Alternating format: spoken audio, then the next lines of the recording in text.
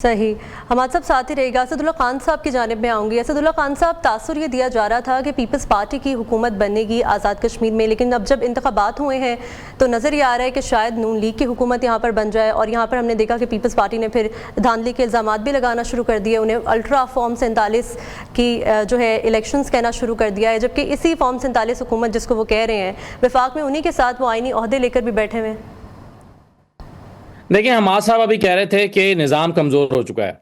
जी। मैं ये कहूँगा कि निज़ाम कोलैप्स कर चुका है, और मैं नहीं कह रहा, ये तो मोहसिन नकवी साहब कह रहे हैं। बिल्कुल। और मोहसिन नकवी से ज़्यादा अहम बात किसकी होगी?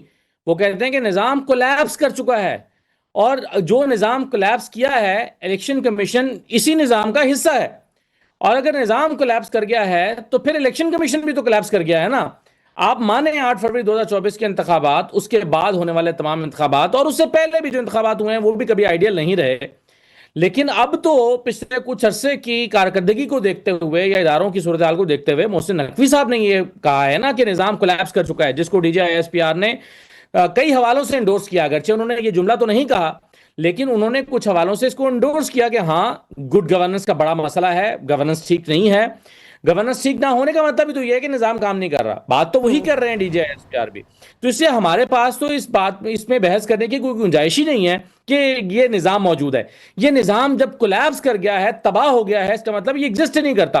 तो जब एग्जिस्ट ही नहीं करता तो इसी निजाम के तहत फिर इलेक्शन कैसे हो रहे हैं? PTI का जो मुतालबा है वो दुरुस्त है कि भाई पहले इलेक्शन कमीशन के आज़ाद कश्मीर के जो मसाइल हैं उसको हल करें। आज़ाद कश्मीर जल रहा है, वहां पर अगरचे 3 दिन से ये मोहसिन नकवी साहब की और DGISPR की गुफ्तगू, प्रेस कॉन्फ्रेंस, उस पर सारी बहसें हो रही हैं।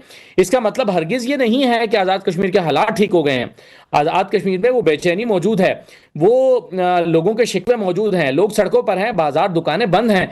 वो प्रॉब्लम वहां पर वैसे का वैसे एग्जिस्ट कर रहा है। पहले वो मसाइल हल करें ताकि एक सिस्टम चलता हुआ वहां किसी ना किसी शक्ल में नजर तो आने लगे। और जब वहां पर सिस्टम नजर आने लगेगा, चीजें ठीक होंगी, जो लोगों के ग्रीवेंसेस हैं उसको एड्रेस किया जाएगा, उसके बाद इलेक्शन की बात होगी। ये जो आज इलेक्शन हो रहे हैं ये तो 8 फरवरी 2024 के पाकिस्तान में होने वाले इलेक्शन से भी ज्यादा कमजोर और खराब इलेक्शंस हैं। इन इलेक्शंस को कौन मानेगा?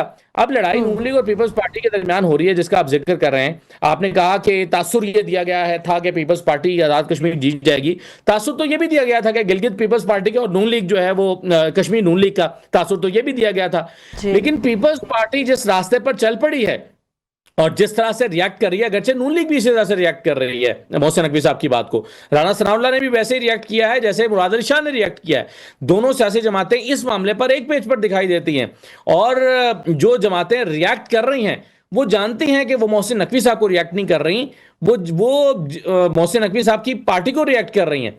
तो इस सूरत हाल में मेरा ख्याल है कि चीजों को पहले नॉर्मलाइज करने, सिस्टम को रीसेट करने की जरूरत है। आजाद कश्मीर की में इलेक्शन हो रहे हैं ना, आजाद कश्मीर की हद तक सिस्टम को रीसेट करें, उसके बाद इलेक्शन कराएं। जब सिस्टम ही कोलैप्स कर गया है तो उसके तहत होने वाले इलेक्शन की क्या हैसियत होगी?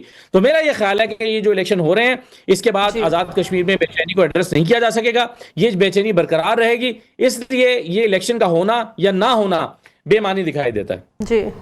सलमान हैदर साहब, आपकी जानिब आऊँगी। ये पीपल्स पार्टी की जानिब से भी कहा जा रहा था कि इलेक्शंस के बाद जो है हम तब हालात नॉर्मलाइज कर देंगे। बिलावल भुट्टो की जानिब से भी हमने ऐसे बयानात सुने जहाँ पर वो बात कर रहे थे हक की और कश्मीरियों के हक की ख़ास तौर पर। और अब जब इलेक्शन हारते हुए नज़र आ रहे हैं तो ऐसा लग रहा है कि वो मानेंगे नहीं जो भी इंतखाबी नताइज होंगे।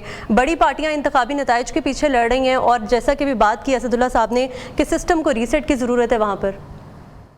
ऑफ कोर्स मैं असदुल्ला की बात से 100% एग्री करता हूँ कि रीसेट की जरूरत है। रही बात बिलावल साहब के इल्जामात की, जो वो कह रहे थे, खैर 10-11 महीने से उनकी हुकूमत है, आजाद कश्मीर के अमन मान के हवाले से वो एक पाई का भी कुछ नहीं कर सके।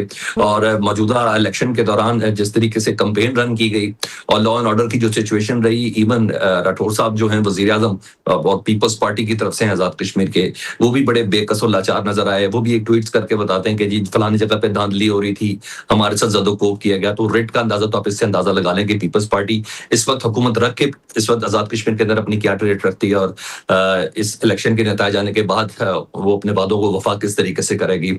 इधर सर बात कर रहे थे कि पीपल्स पार्टी की कोई कारकर्दगी नहीं है जिसकी बिना पर उनको वोट नहीं मिला। तो कारकर्दगी मुझे थोड़ा जरा गिलगित बल्तिस्तान के हवाले से भी बता दें कि पीपल्स पार्टी की कोई कारकर्दगी गिलगित बल्तिस्तान के अंदर रजिस्टर्ड है। मैं खुद उस इलेक्शन को कवर करने के लिए मौजूद था।